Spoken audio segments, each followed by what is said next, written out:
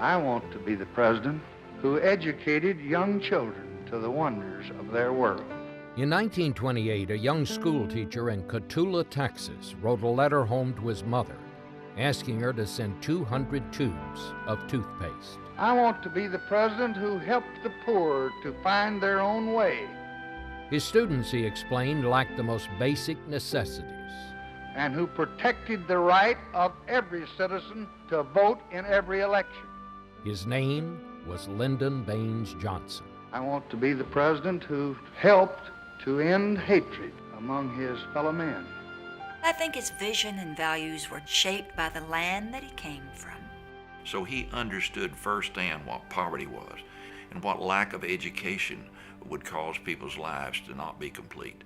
Daddy was a teacher first, foremost, and always, but he was also a student of the Congress. He would go on to be elected to the House of Representatives and the U.S. Senate, where he would serve as Majority Leader. In 1963, Vice President Lyndon Johnson was catapulted into the U.S. presidency. All I have, I would have given gladly not to be standing here today. Lyndon Johnson would never forget his students in Cotulla and all the others he met along the way to the White House. This is a man who truly wanted to make a difference in his world. He wanted to do anything he could to level the playing field. Just 5 days after he was sworn in as president, Lyndon Johnson appeared before a joint session of Congress urging members to enact a civil rights bill. No memorial oration or eulogy could more eloquently honor President Kennedy's memory than the earliest possible passage of the Civil Rights Bill for which he fought so long. It was the first comprehensive civil rights legislation in the United States since 1875. The key to his success, the ability to work across the aisles. The quote he used to say all the time from Isaiah, "Come, let us reason together." The thought that we can solve these problems together. He would get people who didn't want to reason together, to find reasons that it was in their best interest to do so. The Johnson treatment is sort of a one-on-one of him dealing with people, and he would get right in someone's face. Once he got you in his sights and he needed your help to pass a legislative program, you were a goner, because Lyndon Johnson was not going to take no for an answer. Lyndon Johnson was a doer. Lyndon Johnson was a people person. The phone was his constant friend and pal. If he were alive today, he would want 2 or 3 or 4 cell phones going at once. But don't beat me on that now. You can do it if you want to. You're a hard bargainer. Well, you get them for me. He knew he had the power, and he wanted to make a more just society. My first job after college was as a teacher. It never even occurred to me in my fondest dreams that I might have the chance to help the sons and daughters of those students and to help people like them all over this country.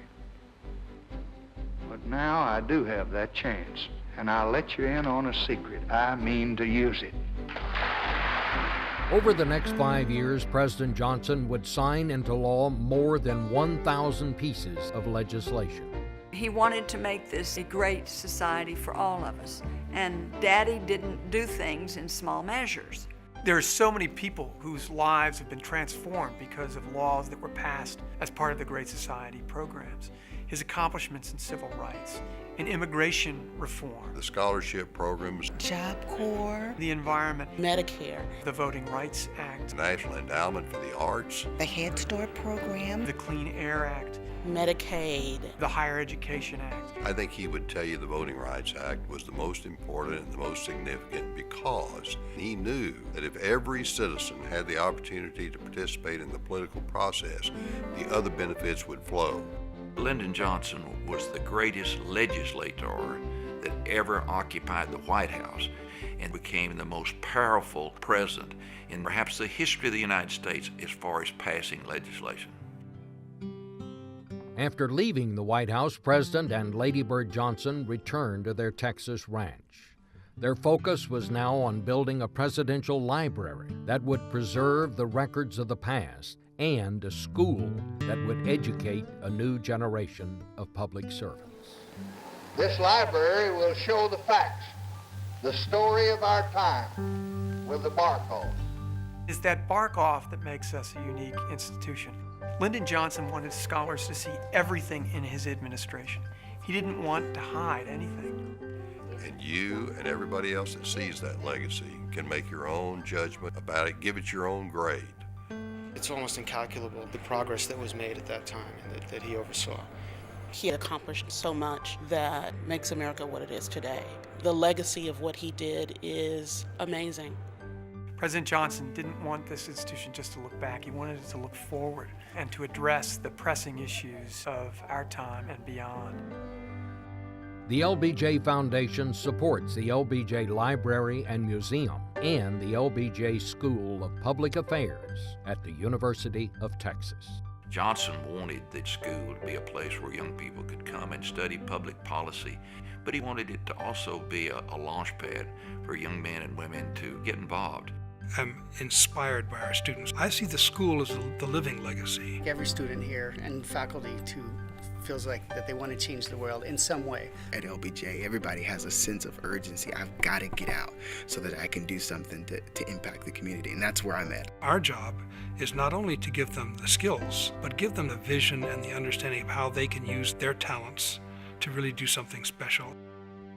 Lyndon Johnson believed in the possibilities, not the impossibilities of life, and that was very much at the heart of who Lyndon Johnson was. I hope it may be said 100 years from now that by working together, we help to make our country more just for all of its people. I believe at least it will be said that we tried